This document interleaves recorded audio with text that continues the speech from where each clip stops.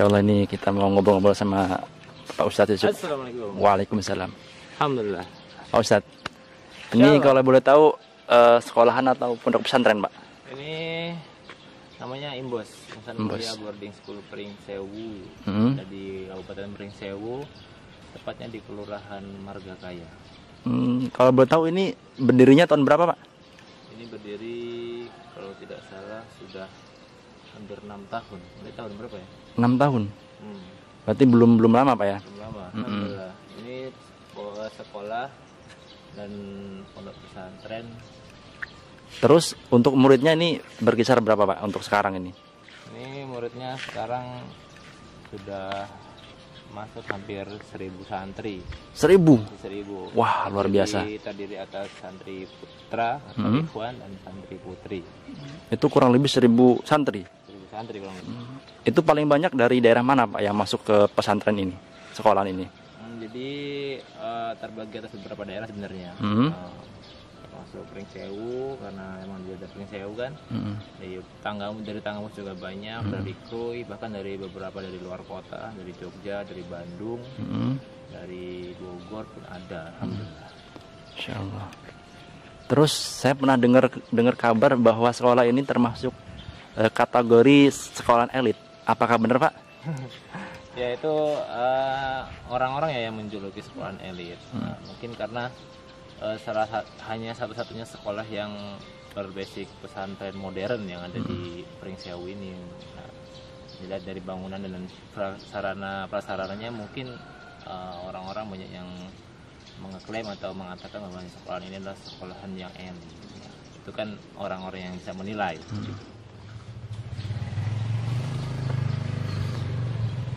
Oh iya, Pak.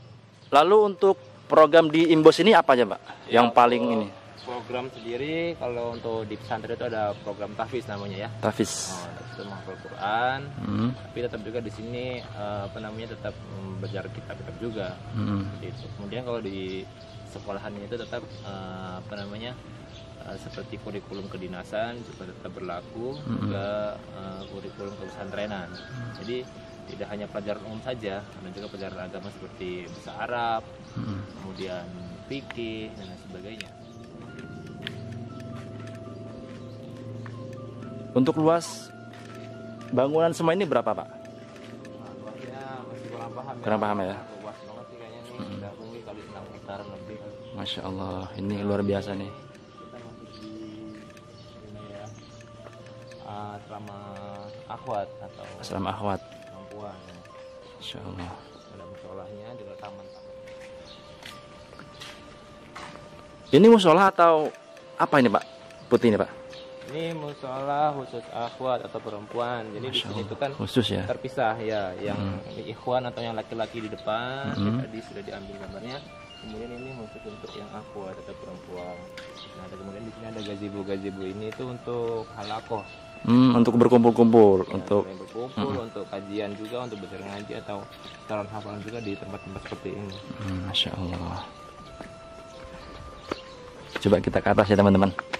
Kita mau lihat asrama putri ini warnanya warna cerah.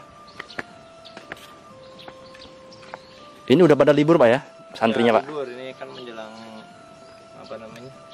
Idul Fitri? Idul Fitri atau Lebaran. Jadi santri udah pada dipulangkan semuanya. Itu biasanya kalau nggak libur nih sudah ramai di sini. Oke, sekarang kita mau ke tempat kuda-kudaan. Tuh, di sana tuh kuda-kudaannya tuh. Ku emang bukit apa piye, Pak? Iya, kan gimana bukit apa? Terus dikikis bangun batang sawit.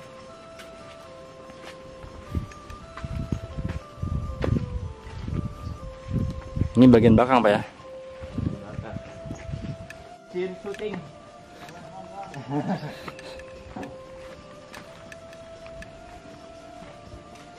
Ini dia kandang kuda. Siap. Ini kita ke kandang kuda. Ini coachnya atau Masya Allah. Assalamualaikum. Waalaikumsalam. Insya Allah. Sehat Pak De? Alhamdulillah. Nah. Jelasin Pak De, ada berapa kuda di sini Pak De? Nah, di sini ada 4 kuda. Tapi yang satu baru, Mm-mm. ini yang lawas. Mm-mm. Ini kuda-kuda lagi makan sarapan. Kuda Nggak puasa. kuda jantan semua, Pak? Ini jantan, itu betina, Mm. itu jantan yang paling besar. Mm-mm. Namanya Pak De? Ini black forest, Wes, Black Forest. ini black hitam, Mm-mm. Iki lanang wedan, Pak De? lanang. Lanang, Jadi black. hutan hitam. Ya. Wah. Hidupnya senangnya di gelap, di alam gelap kegelapan. Ini betina, Pak De? Nah ini sabha. Ini Sabha. usianya sekitar kurang lebih 7 tahun. 7 tahun. Wah, gede yo. Sabah itu artinya apa, Pak De? Sabha itu kuda pertama. Masya Allah. Pertama ya, paling gagah. Tapi sering nggak anu? Oh ya. Ditumpai? Ini yang paling, kalau kita keluar paling gagah ini kudanya tapi. Nah ini apa ya, hewan-hewan yang mendatangkan kebaikan. Masya Allah. Dan berkah kita ada di ubun-ubun kuda. Masya Allah. Jadi orang yang mau beli kuda yang mampu itu wajib ya, Mm-mm. wajib punya kuda karena hewan yang paling diberkahi dan hewan yang paling dicintai oleh Rasulullah Sallallahu Alaihi Wasallam. Allahumma sholli ala Muhammad. Ngasih makannya, buang kotorannya, merawatnya, pokoknya itu pahala semua. Masya Allah. Nggak ada yang sia-sia. Berkah. Apalagi bisa naiknya. Masya Allah. Aku orang iso ya, Bang. Oh iya. Tipu-tipu wae. Yang lapang Pak De? Hah? Iya, Nah itu kuda baru. Udah baru, Pak De? Usia berapa itu, Pak De? Sekitar usia kurang lebih 3 tahun. Oh, masih kecil ya? Masih kecil. Mm-mm.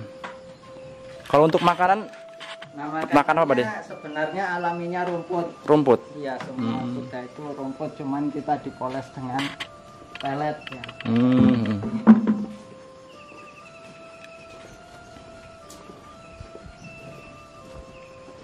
Nah, pelet seperti ini nih.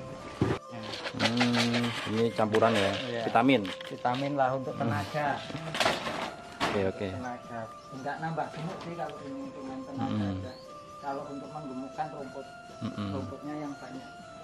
Semakin hijau rumput, Makin gemuk. kaki panjang. Kuda Yang itu kuda poni itu ya? Meli. Mary. nilai. Hmm. Nah kalau yang ini Cina, kalau yang black itu Black Cina Forest. merpati.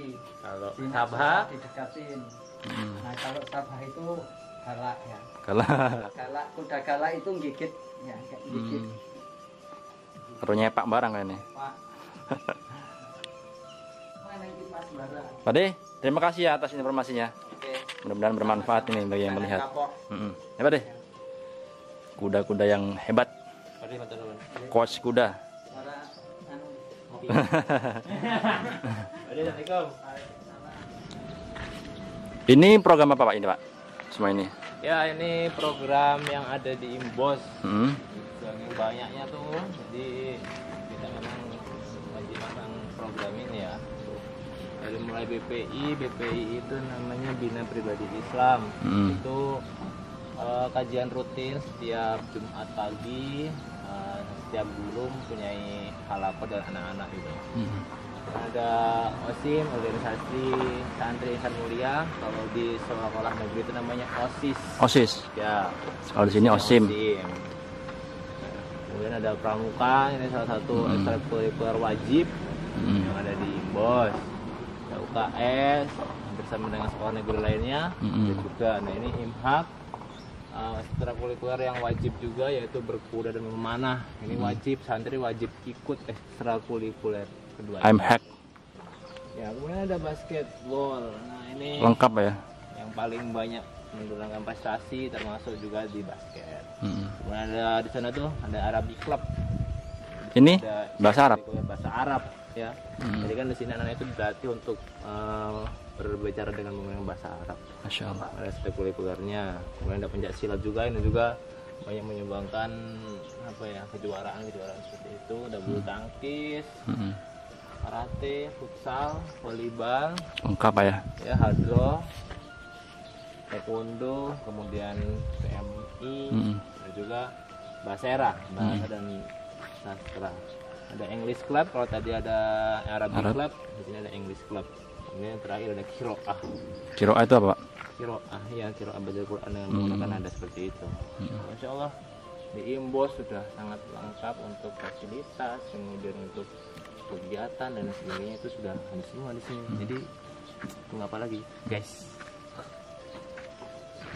Itu gedung apa itu, Pak? Nah, kalau yang ini gedung Imbosmart namanya. Imbosmart. Ya, jadi di Imbosmart ini semua keperluan anak itu ada, dari mulai sabun, sikat gigi, handuk, seragam, pakaian, jajan-jajanan, makanan ringan semua ada di sini. Jadi anak-anak itu nggak jajan keluar-keluar, dan insya Allah untuk makanan-makanan di sini itu terjaga karena memang kita nggak ngambil makanan dari luar, semua ada di sini.